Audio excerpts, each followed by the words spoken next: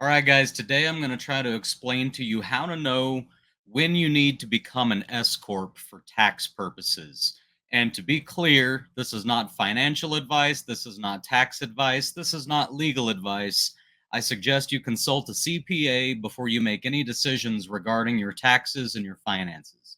However, I am going to try to break down exactly when it becomes financially viable and to your advantage to become an S Corp rather than just an LLC or sole proprietorship. Now, I want to make something clear first. When I say sole proprietorship, I'm not speaking of LLC or non LLC.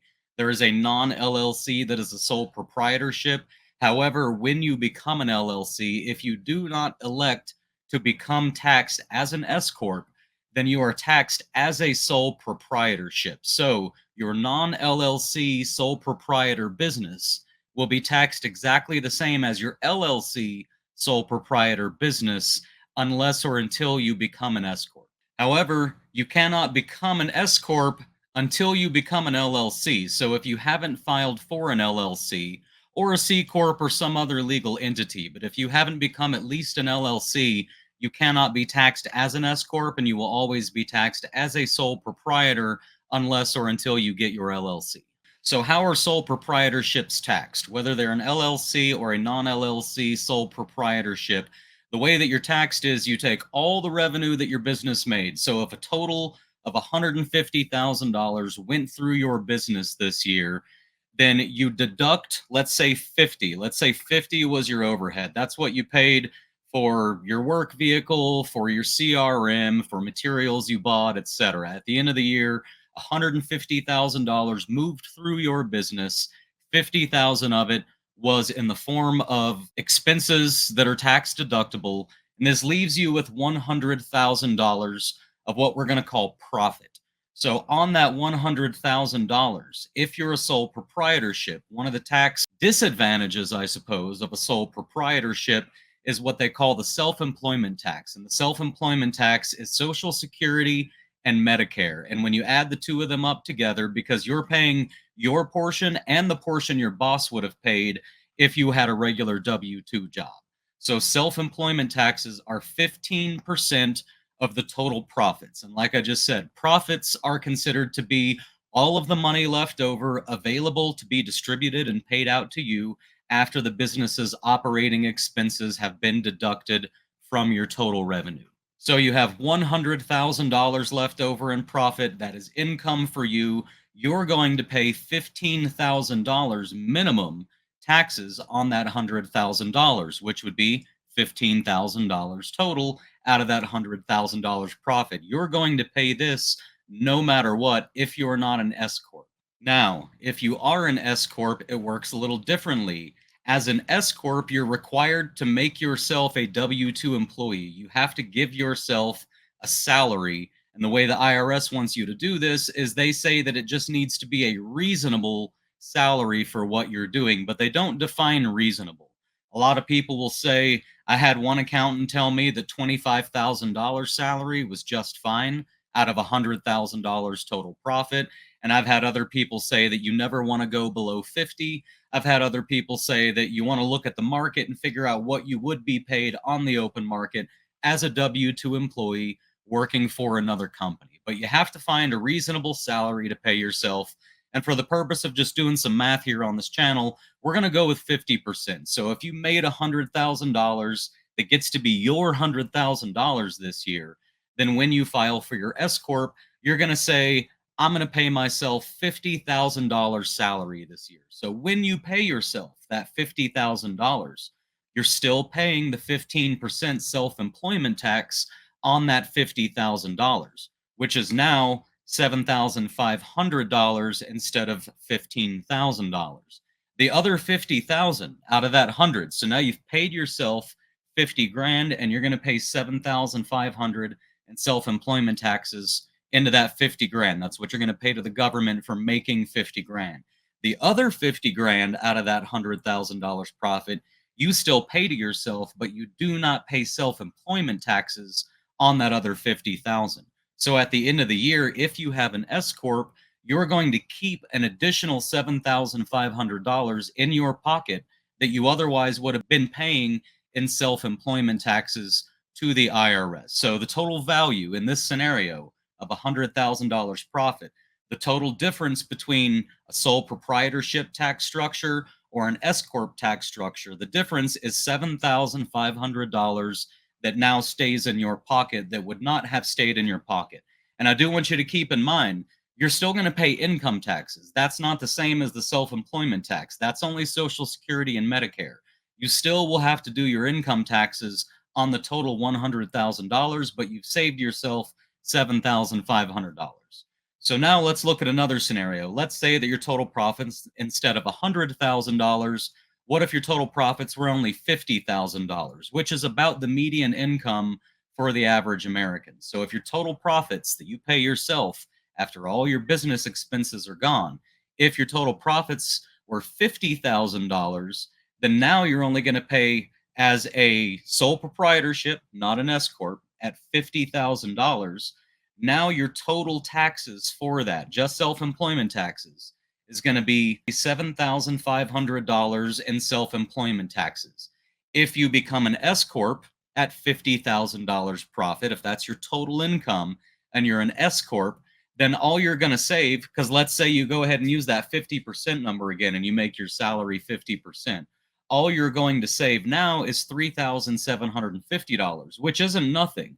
But now you also have to keep in mind, if you're going to become an S corp, you're definitely going to need to be using a CPA for this. And some of them are pretty affordable. They might charge you $500 or $600 to do your taxes. Some of the much better ones might charge upwards of $1,500, $1,600, maybe even $2,000. And then there are a few extra legal requirements. For example, the payroll. Now you've got to pay somebody for a payroll system so that you can have yourself officially on a payroll. You'll have to incur that expense. So if you're only making 50 grand instead of 100 grand, that 50 grand, maybe it's not such a great idea. You're kind of on the fence. You'll save some money, but maybe not enough to jump through all the extra hoops you have to pay for.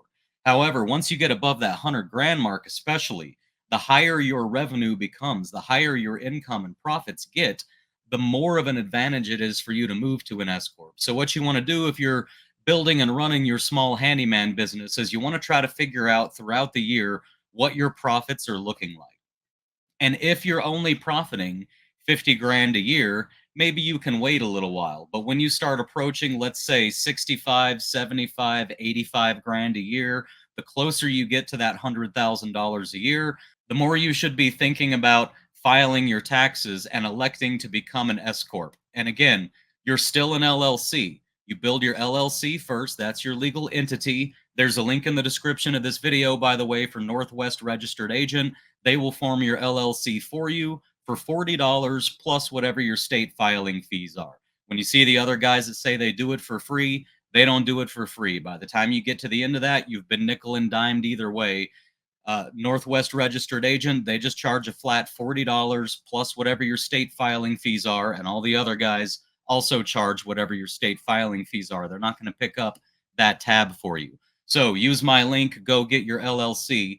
But if you're an LLC, you can elect to become an S corp, and my suggestion is to do that not before you hit $50,000 a year, maybe not before you hit 65 or 75,000 a year, but the closer you get to that $100,000 a year mark, you really need to be thinking about becoming an S corp, because if you're not, then you're literally just throwing away 15% of all that additional revenue that you're making every year, and you're giving it straight to the IRS. So let's say you have your LLC now and you want to become an S corp. How do you file to become an S corp? What you do, it's actually very simple, is you file a form 2553 to the IRS. And it's literally just a form that you fill out where you're just saying to the IRS, I am electing to be taxed as an S corp instead of just a regular LLC slash sole proprietor. So the 2553 is the form. However, I really think that you guys need to have an accountant. If you don't have a CPA, you need to get a CPA. You need somebody who knows the tax system to help you pay as little in taxes as possible. And I get a lot of pushback when I say this because a lot of guys think that they can figure it out on their own. But even these tax professionals, they can't even always agree with each other about what route gets you to the point where you're paying the least amount in taxes that you're legally required to pay. And I stress legally, Don't be getting a shady accountant that wants to help you break the law or fudge the law. Be above board on everything, but get yourself a CPA so that they can help you minimize your taxes. Yes, they are expensive, but despite being expensive, their job is to save you far more money than what they charge you. So get yourself a solid CPA and file that 2553 so you can elect to be taxed as an S corp and start saving yourself a lot of money. Now, there's a lot of other tax info that I really want to give out, but I think they're each going to have their own dedicated episode because there's only so much I can talk about tax wise all at once. It's a very complex subject, it's a very dry subject. For me, it's a very exciting subject because my revenue and my income is getting up to the point where a lot of these things matter. But I'm going to try to get somebody, probably somebody that has another YouTube channel who is a CPA for small businesses. I'm going to try to bring them in for an interview as well so that they can really like define all of these things that I'm telling you about, because all I can tell you about is what I know. I'm not a CPA. And again, I do think you should consult with one, but I'll be trying to bring one on. And I think one of the next subjects we're going to dive into is building a trust. And that is a whole different thing. You know, when you get into this business, there's a lot of money to be made. I've made it very clear multiple times. Anybody who's willing to put in the work, any reasonably intelligent, and I just mean average intelligence, grown adult man with a general familiarity with tools and materials, not a construction expert, not even somebody who's been in a lot of construction jobs. But if you're generally familiar with tools and materials and you're reasonably intelligent, you can and will make over six figures per year with this system, with running your business the way I run mine, and or running it in a different way than I run mine.